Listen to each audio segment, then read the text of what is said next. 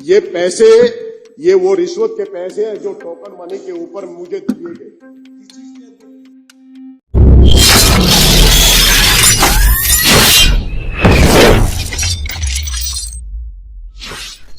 एक वो अमाउंट जो टोकन मनी के तौर के ऊपर उन्होंने मुझे दी थी, जिसके अंदर मैंने लिखा हुआ है कि ये रिश्वत का पैसा ये लोग मुझे दे रहे हैं और मैं रंगे हाथों इन आदमियों को पकड़वाना चाहता हूं, लेकिन कोई कार्रवाई नहीं की। ये वो पैसे हैं, वो बंडल है जो सुरक्षित है। मैं विपक्ष के साथियों से भी कह रहा हूं, इस काम का राजनीति करना हो। मैं अपने साथियों से भी कह रहा हूं, सत्ता पक्ष के जितने भी साथी हैं, इस बात का राजनीति करना हो। ये मैं मुद्दा जो उठा रहा हूं, ये जनता का मुद्दा उठा रहा हूं। जनता की आवाज इस सदन के अंदर उठाने के लिए सभी मेंबर्स आते हैं। ये पैसे, ये वो रिश्वत के पैसे हैं जो टोकन मनी के ऊपर मुझे दिए गए। ये कि आप ये आवाज मत उठाओ, हमें ये पैसा लेने दो। इस मामले में मैं एलजी साहब से भी मिला हूं, एलजी साहब को भी पत्र लिखा है, मैंने सीएस साहब को भी लिखा है, मैंने हर दरवाजे के ऊपर मिला हूं।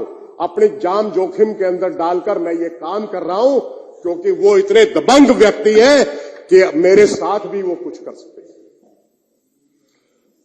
मैं विपक्ष के भी सभी साथियों से यह हाथ जोड़ के आग्रह कर रहा हूं, इसका राजनीतिकरण नहीं होना चाहिए। सत्ता पक्ष के साथियों से भी मैं बार बार एक ही रिक्वेस्ट कर रहा हूं, इसका राजनीतिकरण नहीं, ये दिल्ली के जनता के हितों के लिए मैं आवाज उठा रहा हूं। इस सदन के अंदर जितने भी आदमी आते हैं वो सभी जनता के हितों के लिए आते हैं।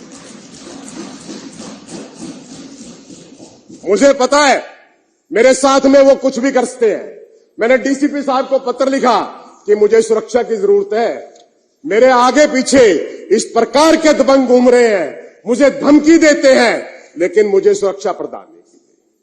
लेकिन कोई बात नहीं है, मैं ऐसे सदन का साथी हूं जिसके अंदर महात्मा गांधी जी बैठे हैं, विठल भाई पटेल जी बैठे हैं और बड़े बड़े नेता बैठे हैं।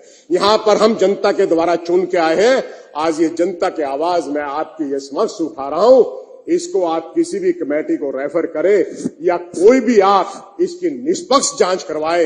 ये खाली ये नहीं है कि बाबा साहब अम्बेडकर हॉस्पिटल के अंदर मैंने उनका स्टिंग करवाने की कोशिश की थी, मैंने एक आदमी की भी ड्यूटी लगाई थी। मुझे पता है कहीं पे धोखा हुआ है, लेकिन जनता का चुना हुआ नुमाइंदा, जनता के आवाज के लिए मुझे चाहे कुर्बानी भी देनी पड़ेगी, मैं वो भी देने के लिए तैयार हूं।